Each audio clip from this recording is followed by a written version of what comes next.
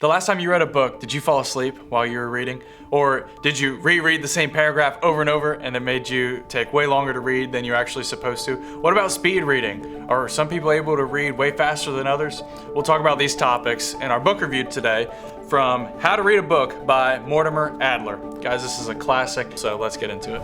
Hey, my name is Michael Thompson. On this channel, we discuss personal and professional development from a Christian perspective. And you've probably heard that readers are leaders and that reading is very important if you want to grow and if you want to become an effective person in the different areas of your life. So we're going to break down this book into 4 areas that stuck out to me: the art of reading, the levels of reading, the strategy for good reading, and then the ultimate goal of reading. So let's talk about the art of reading. Adler points out that reading is a complex activity requiring separate skills. He compares this to pitching and catching a baseball, and this really stuck with me because, the pitcher can throw different kinds of pitches. He can throw, a straight pitch or a curveball or a slider, but it's up to the catcher to do the work of receiving. And both parties, the pitcher and the catcher, in order for the pitching to take place, both of them have work to do. And it's the same way when you read a book. You can't sit down and expect the author to do all the work for you. You have to do some work as the reader. And when you're going to catch the pitch in baseball, it's not a totally passive activity. And the same is true of your reading. You're not able to just sit there and have the information downloaded into your brain, unless you have some kind of special ability that I'm not aware of, but you have to actually do the work. At the end of the day, like in pitching, you can have a pitcher that throws more pitches than another pitcher, or a catcher that struggles more than another catcher, but at the end of the day, if there's going to be communication that takes place, there's absolutely no passive catching. No matter who the pitcher is, the catcher has to do the work of being active. And the same in reading. There's no passive reading. If you want to learn something, you have to be active in this process. And when you fall asleep and you reread paragraphs and you forget what you're reading, or you start, if you're like me, sometimes I start daydreaming about something else while I'm reading, that's a result of not being active in the process. And remember, reading is a skill. You can work on this skill and you can improve.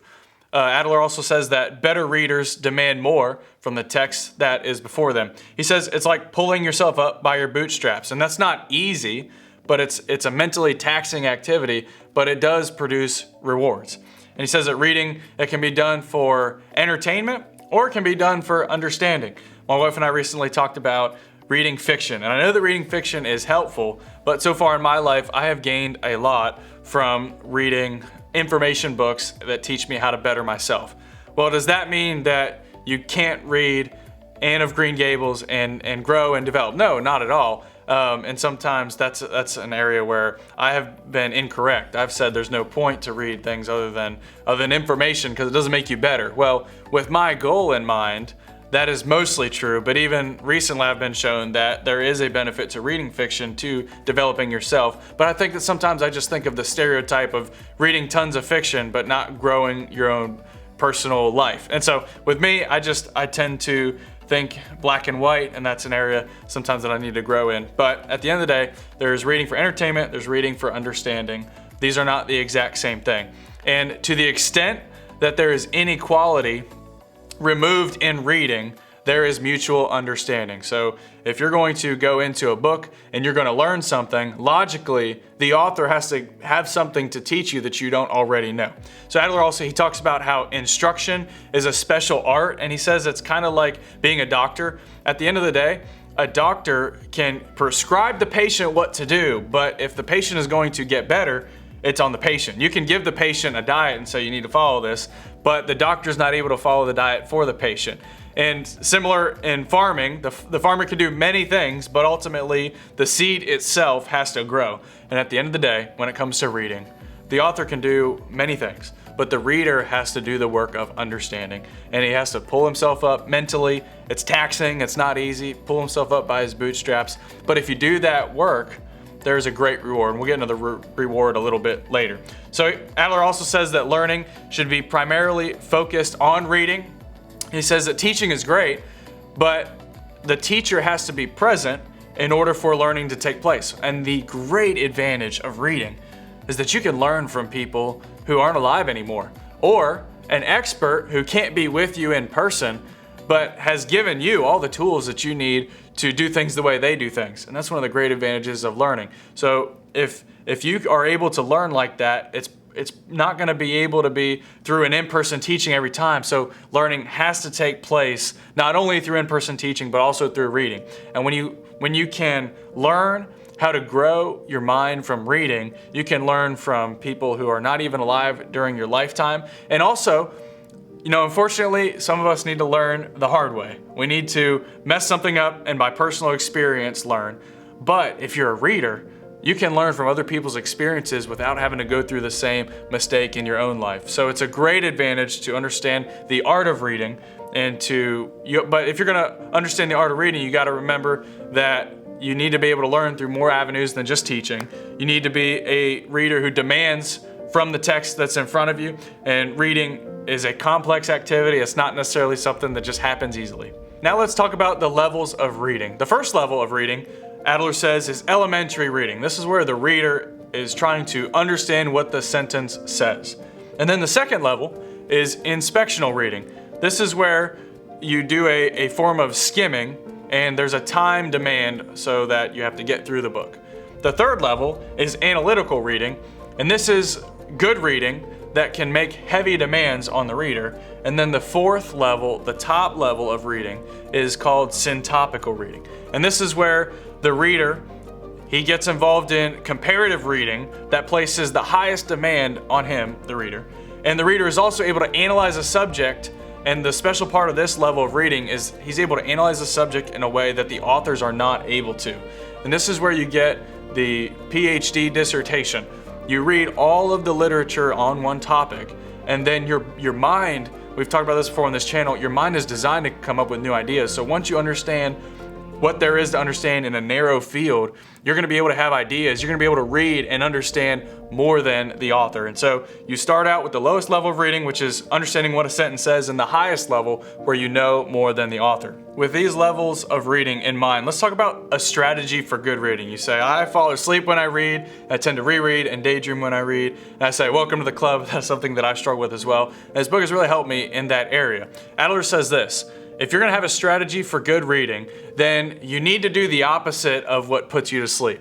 If you get in a comfortable spot, turn the AC to where you want, turn on some music to fall asleep. If you do all those things to fall asleep, don't do that when you read. Don't get into you can be comfortable, but sit in a good posture. If you have background music, then I study with background music, but I like to use lo-fi so that there's not words.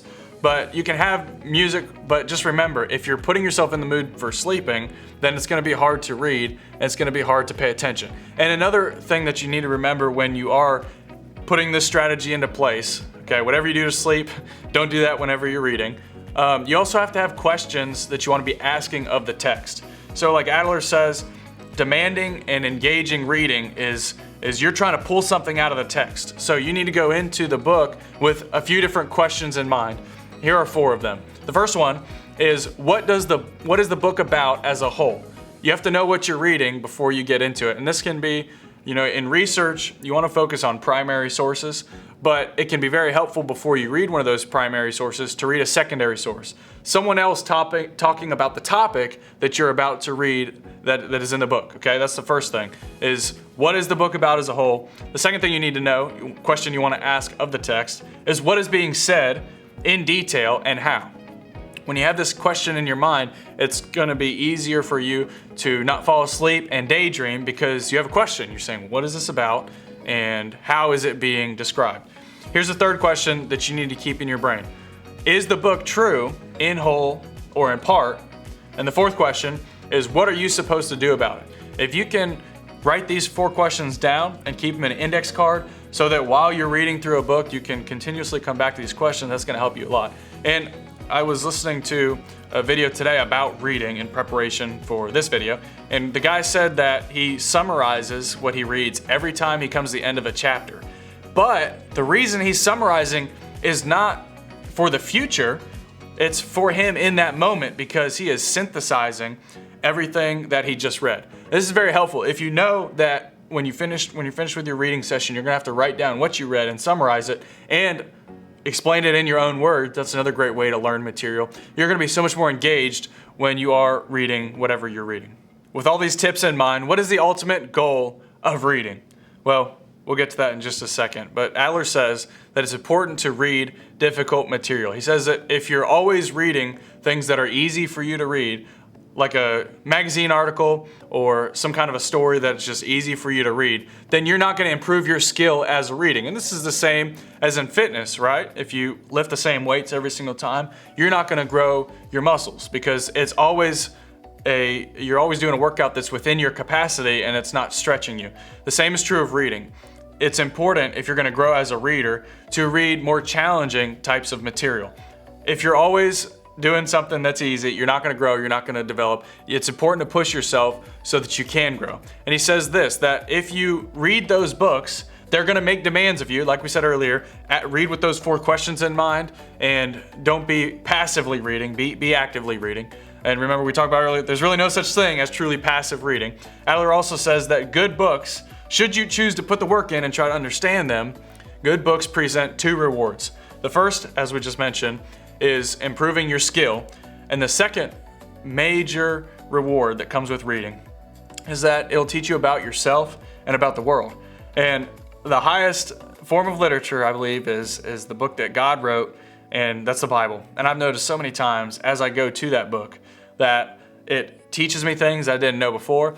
And something special about the Bible is you'll read something in one season of life, and then a few years later, it's the exact same verse, but you have changed. And so now when you're coming back to the Bible is inspired. It says that in the New Testament, that it's God-breathed, so it's not just a book like other books, but it is God's words, and it shows you things about yourself, just like what Adler says here. But you can also get helpful advice. You can also learn about yourself in the world in books that aren't just the Bible, and you will also be able to get more and different insights in them as you read them. But remember, that's why it's so important to read challenging things, not just easy to read material, because you're going to grow as a reader, and you're also going to learn more about yourself. And when you learn more about yourself, as this whole channel is pointed towards, you're going to be able to be a more effective person. Adler also says that the brain is different than the body. The body, once you get to about 30 years old, it's in peak performance, and it's probably you're not going to be in that good a shape ever again in your life, most likely, because it begins to deteriorate. But the mind is different.